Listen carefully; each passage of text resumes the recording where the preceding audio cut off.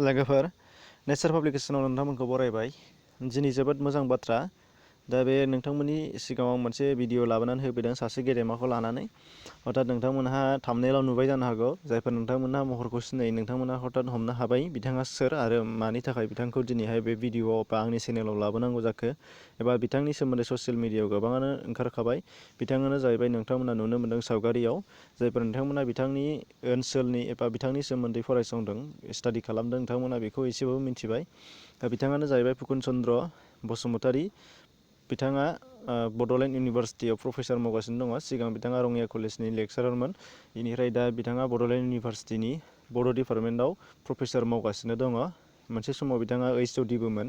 बिनिफ्राय बिथाङा सासे प्रफेसारल' मावनानै साख्रि मावनानै थादों बे नङा। बिथाङा बर' हारिनि थाखाय बा बर' थुनलाइनि थाखाय बर' रावनि थाखाय गोबां हाबा मावगासिनो दङ।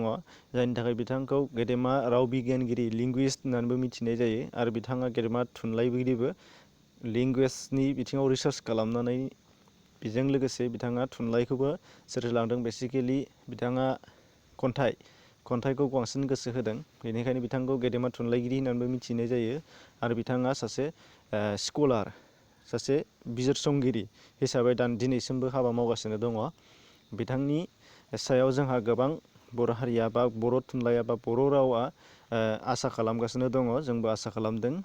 दा बिथांनि सोमोन्दैनो दिनैनि बे भिडिअखौ लाबोनाय जादों।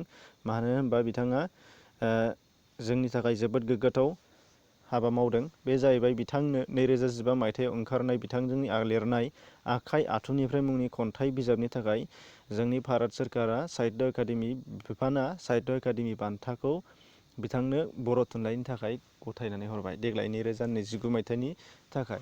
बिनिफ्राय गुबुननियाव गुबुन नाथाय बर' थुनलाइनि थाखाय बा बर' बिजोङाव बिथांखौ सायख'नाय जादों। दा बे जोंनि थाखाय जोबोद गोग्गाथाव।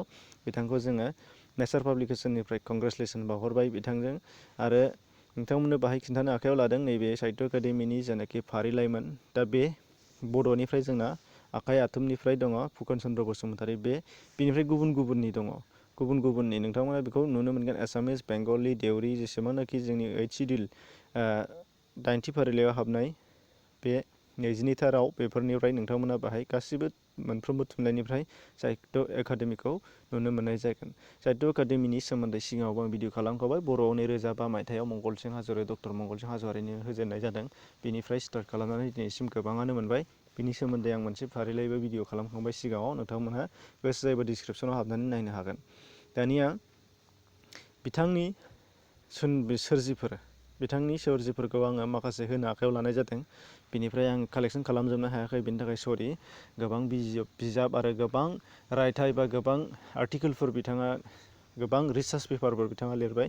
नोंथांमोननि थाखाय आं बेहाय लाबोना होफैदों। 20 जौथाइनि बर' खन्थाइ बे गांसे खन्थाइ बिजाबमोन खन्थाइ बिजिरनाय।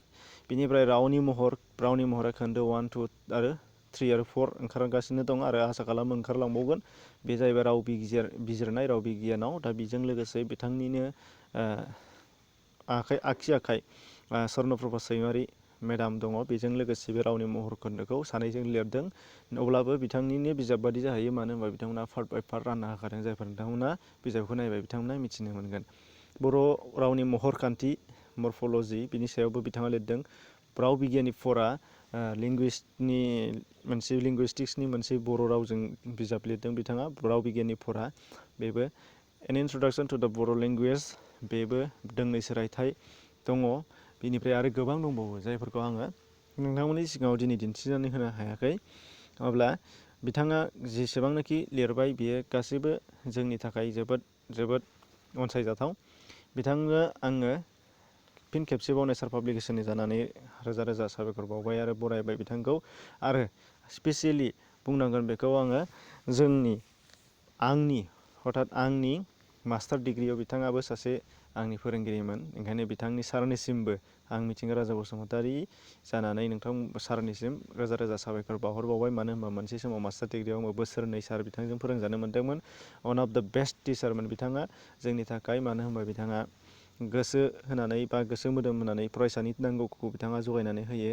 अब्ला आसा खालामो नोंथांमोनाबो खोनासंदों, नोंथांमोनाबो गोबाङानो बिथांनि सोमोन्दै मिथिगौ, बिथांनि फरायसाबो जानो हागौ। दा बिथांनि नैबे गांसे बिजाब एन इन्ट्रडाक्सन टु दा बर' लेंगुवेजमोन, बिथाङा PhD डिग्रि लानाय बेखिनियावनो।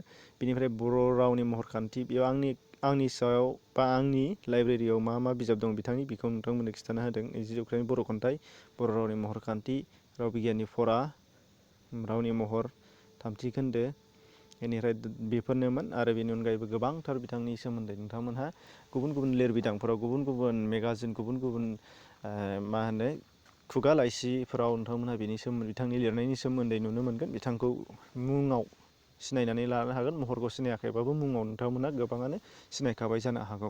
अब्ला आसा खालामो दिनैनि भिडिअ'आ बेखिनियानोमोन लोगोफोर। नोंथांमोननि थाखाय भिडिअ'खौ हाजासे शेयार खालामना हो, जाहाथे नोंथांमोनहा जोंनि बर' हारिनि गेदेमाफोरा जाहाथे पपुलार जायो, बयजोंबो मिथिजायो, हाइलाइट जानानै थायो। बिनि थाखाय नोंथांमोनखौ खावलायनाय जाबाय। भिडिअ'खौ मोजां मोनदोंबा लाइक खालाम, मोजां मोनाखैबा डिसलाइक खालाम, जेबो नङा। आरो नोंथांमोना जुदि गोदान बेफोरबायदि गोदान इनफरमेसन जुदि नोंथांमोना मोननो लुबैदोंबा नटिफिकेसन बेल थुनानै जों लोगोसे साबस्क्राइब खालामनाय लाब्लानो जाबाय चेनेलखौ। एसेनोसै, गोजोन्थों।